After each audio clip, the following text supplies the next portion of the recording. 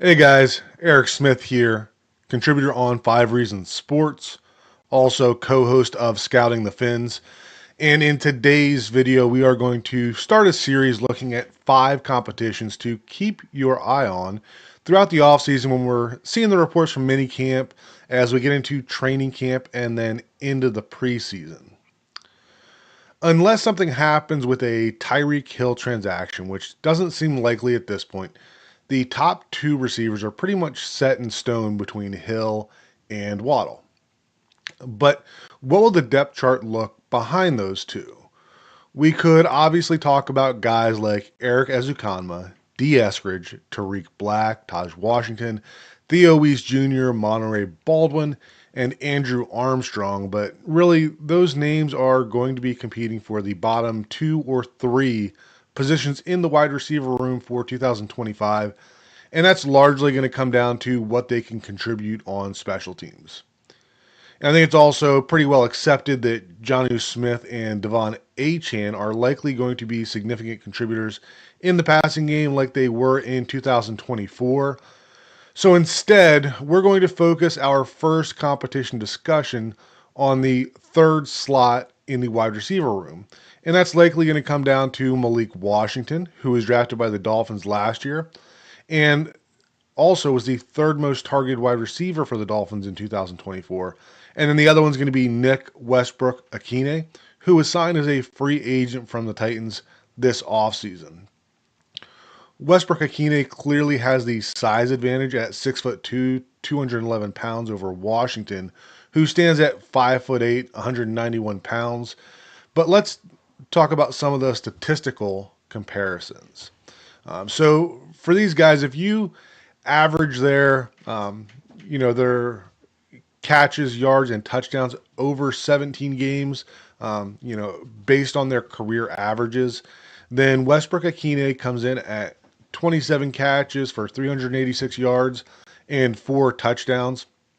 And he has been, you know, other than his rookie season, between the second and fourth most targeted receivers on the Titans roster. And then you got Malik Washington, who, like I said, was the third most targeted wide receiver for the Dolphins. All right, if we look at their averages over a 17 game season, so, taking what they've done, over the course of their careers and then projecting that to what a 17 game season would look like, then Nick Westbrook Akine comes in at 27 catches, 386 yards, and 4 touchdowns. Malik Washington comes in at 32 receptions, 271 yards, and no touchdowns, but that's just because he hasn't scored any touchdowns in his one season that he has played so far. Looking at some of the more advanced statistics, so success rate, and that is defined as a successful reception that gets at least 40% of yards on first down, 60% of the yards required on second down, and 100% on either third or fourth down. So the league average for success rate is 51.5%, and Westbrook Akine is slightly below that at 48.6%, and Washington is a little above that at 55.6%. Looking at catch percentage, right? So that's just the percentage of targets that are caught by the receiver. The league average is 68.3. Westbrook Akine comes in at 57.3. And Malik Washington is a little above that league average at 72.2%.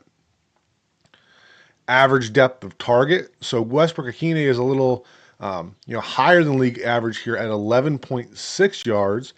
And then Washington is below that at 5.4, probably because of more screens that he was targeted on than the league average.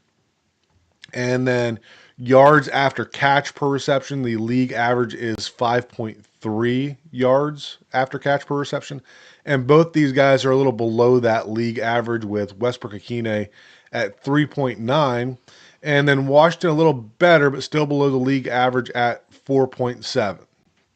And then another big thing, especially when we're talking about a third receiver, is the number of receptions per broken tackle. And the league average on that is 16.8 receptions per broken tackle. And both of these guys are below that average, with Westbrook-Akine coming in at 25.2 and Malik Washington coming at 26 receptions per broken tackle. So I think in the end, these two receivers offer some very different qualities that can benefit the offense. In Westbrook-Akine, you have more of a big seam type threat, deeper average target, right? He can be more effective in the run game and maybe, find some more of those early down snaps. In Malik Washington, you have a more diminutive receiver who is better suited to work on those option or screen routes on short targets. And overall, I would not be surprised to see a scenario where Westbrook-Akine comes in as the wide receiver 3 in terms of snap counts, and Washington tops him when it comes to receptions. Both of these guys have played in roughly 25% of special team snaps over their career, so I think that's going to be a important part for both of them. But in terms of who comes in as the wide receiver 3 when we're talking strictly wide receivers, I think they're going to come in fairly even, splitting that load. Appreciate you guys watching. Leave a comment below. Let me know how you think this competition will play out, and let me know what competition you'd like to hear about next on this